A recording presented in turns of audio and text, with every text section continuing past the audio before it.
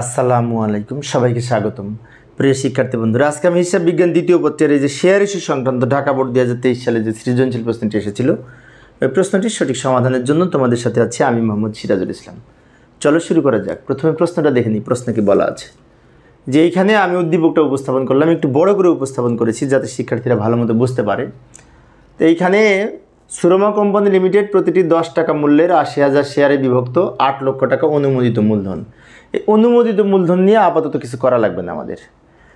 এখন ক নম্বরে বলেছে অবলোককের কমিশন ও ব্যাংক চার্জের পরিমাণ নির্ণয়। তো এইখানে এই যে লাস্টের দিকে বলেছে কোম্পানি শেয়ার প্রতি 50 পয়সা দরে অবলোককের কমিশন দেয় এবং শেয়ার প্রতি 25 পয়সা দরে ব্যাংক চার্জ প্রদান করে। এখন প্রশ্ন হচ্ছে একটা শেয়ারের প্রতি, তাই না? তাহলে আমরা এটাকে কত দিয়ে গুণ করব, এটা একটা বিষয়। ভালো করে লক্ষ্য করি, প্রথমে কিন্তু কোম্পানি এই 70,000 শেয়ার ইস্যু করেছিল 10% অবহারে, কম দামে ইস্যু করাকে অবহার বলে। এখন এই 10% কীভাবে হিসাব করব?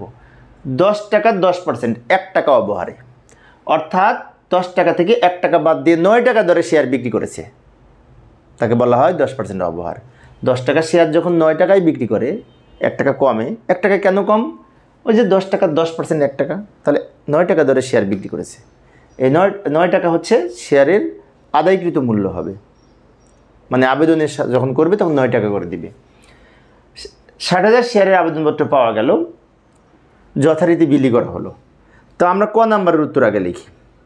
তো ক নাম্বারের উত্তর আমরা এইভাবে লিখতে পারি, লক্ষ্য করি বিবরণ পরিমাণ। এখানে লিখব অবলোককের কমিশন, প্রথমে লিখব বিলিকৃত শেয়ার ইন্টু এই শেয়ার প্রতি কমিশন। বিলিকৃত শেয়ার কত? 70,000 শেয়ার বিলি করেছিল। এখন অনেক শিক্ষার্থীর মনে হতে পারে যে 70,000 শেয়ার বিলি করছে, ভালো কথা, কিন্তু আমরা তো 60,000 শেয়ার পেয়েছি, সব তো পাই নাই। এখন সব না পেলেও যেগুলো পাবে না সেই টাকাগুলি, যেহেতু অবলোককের কমিশন দিচ্ছি আমরা 50 পয়সা করে, সেই জন্য যে ব্যাংক বা যে অ্যাসেট ম্যানেজমেন্ট আমাদের দায়িত্ব নিয়েছে শেয়ারগুলো বিক্রি করে দেবে, তার জন্য তাকে আমরা 50 পয়সা করে যেহেতু কমিশন দিচ্ছি, সেই জন্য শেয়ার যদি না বিক্রি হয় তো ওনারা নিয়ে নেবে। তো এখন 70,000 শেয়ার ইস্যু করেছিলাম, 10,000 শেয়ার আবেদন করেছে, বাকি 10,000 আবেদন করেনি। না করলে ওনারা নিয়ে নেবে, শেয়ারগুলি কিনে নেবে।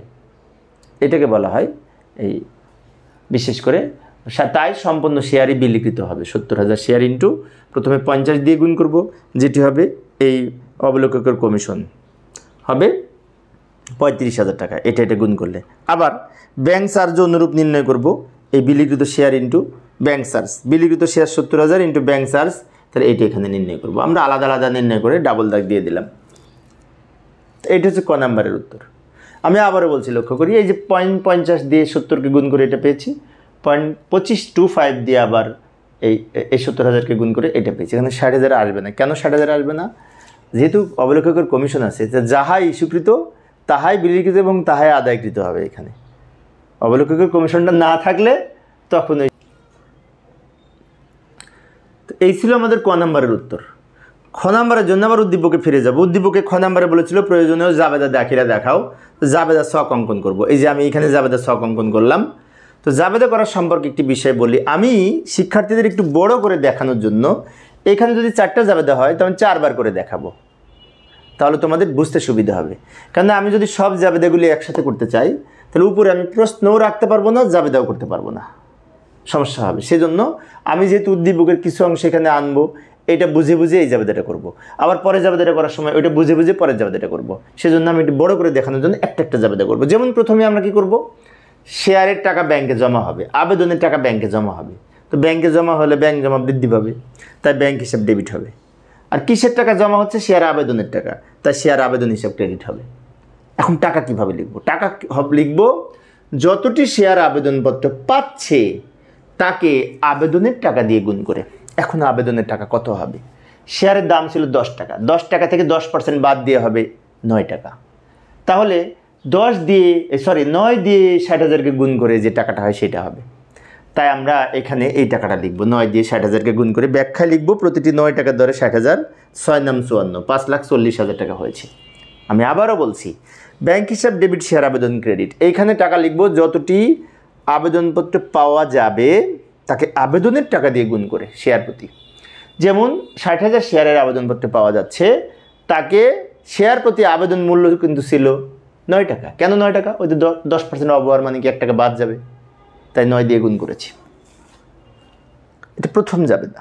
কিছুক্ষণ আগে আমি বলেছি আমি এক পেজে এক একটা জাবেদা করে দেখাবো, কিন্তু তোমরা একসাথে সব জাবেদাগুলো পরীক্ষার খাতায় করবে, তোমরা আবার আলাদা আলাদা শখ টেনে করো না। আমি বোঝানোর জন্য পরের জাবেদার জন্য আবার পরে পেজে যাচ্ছি, পরে স্লাইডে যাচ্ছি। এটা আবার উদ্দীপকের কিছু অংশ নিয়ে এসে রাখলাম, উদ্দীপকের কিছু অংশ আমি উপরে নিয়ে এসে রাখছি, আর ওই জাবেদার নিচে আমরা এই জাবেদাগুলি করব। আচ্ছা, এখন পরের জাবেদাটা কী হবে? শেয়ার আবেদনের টাকা মূলধনে স্থানান্তর করতে হবে, আবার অবহারও লিখতে হবে। এইখানে অবহারের টাকাটা কিন্তু এখানে আমরা লিখব, আবেদনপত্র যখন পাবো তখন লিখব না। এখন অবহার সহ জাবেদা হচ্ছে শেয়ার আবেদন আগে ক্রেডিট করেছিলাম, এখন শেয়ার আবেদন ডেবিট করব, শেয়ার অবহার ডেবিট করব। শেয়ার আবেদন ডেবিট করব, ওই যত টাকা সম্পূর্ণ টাকাটা কিছুক্ষণ আগে যেটি প্রথম জাবেদায় লিখেছিলাম ওই টাকাটা লিখব। শেয়ার অবহার ক্রেডিট, শেয়ার অবহার ডেবিট আর শেয়ার মূলধন ক্রেডিট। আমি আবারও বলছি, শেয়ার অবহার সহ জাবেদা হচ্ছে শেয়ার আবেদন ডেবিট, শেয়ার অবহার ডেবিট। এখন অনেক শিক্ষার্থীর মনে হতে পারে শেয়ার অবহার কেন ডেবিট হবে? কারণ এখানে শেয়ার অবহারটা হচ্ছে আমাদের মূলধন জাতীয় এক ধরনের ক্ষতি, যেটিকে অলিক সম্পদ হিসেবে গণ্য করা হয়। অলিক সম্পদ, অবাস্তব সম্পদ, অসমন্বিত ব্যয় যাকে বলে, সেজন্য শেয়ার অবহার ডেবিট হবে। সম্পদ বৃদ্ধি পেলে ডেবিট। টাকা হবে কত? টাকা হবে ওই যে 60,000কে 1 দিয়ে গুণ করে, 60,000 শেয়ার 1 টাকা করে অবহার, তা 60,000 টাকা হবে। আর শেয়ার মূলধনে হবে 60,000কে ওই 10 দিয়ে গুণ করে। একটি বিষয় বলে রাখি, শেয়ার মূলধনে সবসময় আসল টাকাকে, আসল শেয়ার প্রতি যে মূল্য, ফেস ভ্যালু যেটি, সেটা দিয়ে গুণ করে বসবে সবসময়। অধিহার থাক আর অবহার থাক, সেটা ফ্যাক্টর না। ফ্যাক্টর হচ্ছে এই 10 দিয়ে গুণ হবে। যদি 10 টাকা ফেস ভ্যালু হয়, 10 দিয়ে শেয়ার মূলধনে গুণ করে সবসময় বসবে। যদি 20 টাকা হয়, 20 দিয়ে গুণ করে বসবে। যদি 100 টাকা হয়, 100 দিয়ে গুণ করে বসবে। তার মানে কি, আসল যে মূল্য শেয়ার প্রতি, সেই টাকা দিয়ে সবসময় মূলধনে লিখতে হবে। বিষয়টিও কিন্তু মনে রাখবো, অধিহার থাক আর অবহার থাক। শেয়ার আবেদনের অর্থ মূলধন হিসাবে এবং অবহার হিসাবে স্থানান্তর করা হলো, এটা ব্যাখ্যায় লিখব। আচ্ছা, এইবার এটা 2টা জাবেদা গেল। আরেকটা জাবেদা হবে ওই যে শেয়ার আমরা 70,000 ইস্যু করেছিলাম, 60,000 পেয়েছি, 10,000 কম পেয়েছি না, ওই 10,000 অবলেখক যিনি, তিনি কিনে নেবে, কারণ তাকে কমিশন দিচ্ছি 50 পয়সা করে, সেজন্য উনি কিনে নেবে শেয়ারটা। ওই যে ওই 10% অবহারেই কিনে নেবে, তার জন্য জাবেদা হবে ব্যাংক হিসাব ডেবিট, অবহার ডেবিট, শেয়ার মূলধন ক্রেডিট। একটা আলাদা জাবেদা হবে। আমি প্রত্যেকটা জাবেদা আলাদা আলাদা করতেছি, তোমরা এক ছকের মধ্যে সব জাবেদা করবে। তাহলে পরের জাবেদাটা হবে ব্যাংক হিসাব ডেবিট, শেয়ার আবেদন অবহার ডেবিট আর শেয়ার মূলধন ক্রেডিট। শেয়ার অবহারে হবে, আচ্ছা আগে টাকাটা লিখে নিই, শেয়ার অবহারে হবে 10,000, মূলধনে হবে এই 1 লক্ষ। কেন হবে আমি একটু বুঝিয়ে দিচ্ছি। টাকাটা লেখা ভালো করে লক্ষ্য করি, ওই যে 10,000 শেয়ার কিনে নেবে, তো 10,000কে 9 দিয়ে গুণ করে ব্যাংকে বসবে, 9 টাকা করে দিবে, আর বাকিটা অবহার 1 টাকা করে। তাহলে 10,000কে 1 দিয়ে গুণ করে অবহারে বসবে, আর 10,000কে 10 দিয়ে গুণ করে মূলধনে বসবে। ওই যে কিছুক্ষণ আগে বললাম, মূলধনে সবসময় জাবেদায় মেন টাকা বসবে, 10 টাকা দিয়ে গুণ করে বসবে। এটা একটা বিষয় কিন্তু খেয়াল রাখবো। আমরা যখন আর্থিক অবস্থার বিবরণী প্রস্তুত করব, তখনও মূলধন লেখার সময় আসল টাকা গুণ করে বসবে 10 টাকা দিয়ে। অধিহার থাক আর অবহার থাক, অধিহার মানে বেশি মূল্যে বিক্রি করা, অবহার মানে কম মূল্যে বিক্রি করা। তাহলে অধিহার থাক আর অবহার থাক কোনো ফ্যাক্টর না, ফ্যাক্টর হচ্ছে মূলধনে সবসময় মেন টাকা বসবে, ফেস ভ্যালু বসবে। এটা কিন্তু খেয়াল রাখবো। আচ্ছা, আরও একটা জাবেদা আছে, 2টা অথবা একটা করতে পারি। এই যে কমিশন প্রদান করেছে, তারপরে আর একটা কি ব্যাংক চার্জ প্রদান করেছে, ওর জন্যও কিন্তু জাবেদা করতে হবে। আমি উপরে আংশিক করে নিয়ে আসছি উদ্দীপকের কিছু অংশ, দেখে দেখে এখানে করতেছি, কিন্তু আসল উত্তর হচ্ছে এইটা। আচ্ছা, শেষ জাবেদাটা করব। শেষ জাবেদাটা করব কমিশনের, অবলোককের কমিশনের হিসাব ডেবিট আর ব্যাংক চার্জ হিসাব ডেবিট। অবলোককের কমিশন 35,000, ব্যাংক চার্জ এই 17,500, আর ব্যাংক হিসাব ক্রেডিট, কারণ ব্যাংকে টাকা কমে যাবে। এবং শেষে লিখব অবলোককের কমিশন ও ব্যাংক চার্জ পরিশোধ করা হলো। এখানে একটি বিষয় আছে, এই টাকা কোথায় পেলাম, তাই না? ক থেকে এনেছি, ক থেকে। অথবা বলতে পারি এই 0.50 দিয়ে 70কে গুণ করে এটা পেয়েছি, 0.25 দিয়ে 70,000কে গুণ করে এটা পেয়েছি, এই দুটো যোগ করে আবার এটা পেয়েছি। তো এই হচ্ছে জাবেদা। তো জাবেদাগুলি কিন্তু 4 বার করেছি, বাট তোমরা 1 ছকের মধ্যে করবে, বিষয়টি আমি বারবার বলছি। এই ছিল খ নাম্বারের উত্তর। আবার উদ্দীপকে ফিরে যাব। উদ্দীপকের গণঙে বলেছে কোম্পানির আর্থিক অবস্থার বিবরণী প্রস্তুত করো। তো আর্থিক অবস্থার বিবরণী প্রস্তুত করব। আর্থিক অবস্থার বিবরণী প্রস্তুত করার জন্য আমি উদ্দীপকের কিছু অংশ ছোট্ট করে এখানে লিখে রাখলাম, উদ্দীপকের কিছু অংশ এবারে এখানে লিখব। প্রথমে সম্পদ লিখব স্থায়ী সম্পদ। স্থায়ী সম্পদ তো নাই এই অঙ্কে, চলতি সম্পদ আছে। তো চলতি সম্পদের মধ্যে ব্যাংক জমার উদ্বৃত্ত। আচ্ছা, ব্যাংক জমার উদ্বৃত্ত নির্ণয় করব কিভাবে? 1 নম্বরে ব্যাংক হিসাব ডেবিট করেছি, তাই না? 3 নম্বরে ব্যাংক হিসাব ডেবিট করেছি, জাবেদায়, তাহলে ওই 2টা ডেবিট যোগ। আর 4 নম্বরে ব্যাংক হিসাব ক্রেডিট করেছি, ওইটা বিয়োগ। অর্থাৎ আমরা যে জাবেদায় ব্যাংক হিসাব 2বার ডেবিট করেছি, 1বার ক্রেডিট করেছি, এগুলো যোগ বিয়োগ করে যে টাকাটা পাবো সেটা ব্যাংক জমার উদ্বৃত্ত, এইখানে লিখব। ব্যাংক জমার উদ্বৃত্ত বলে এখানে লিখব। কোথায় পেলাম এই টাকাটা?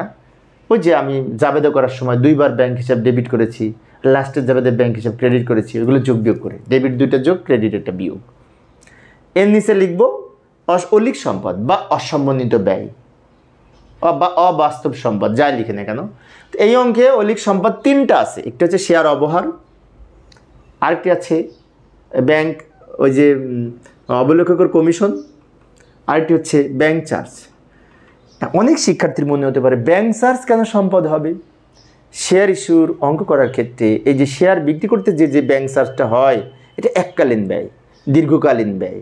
সেই জন্য এইটা এই প্রাথমিক খরচ হিসেবে আমাদের অলিক সম্পদের মধ্যে বসবে, এটা কিন্তু পরিচালন ব্যয়ের মধ্যে বসবে না, বিষয়টি খেয়াল রাখবো।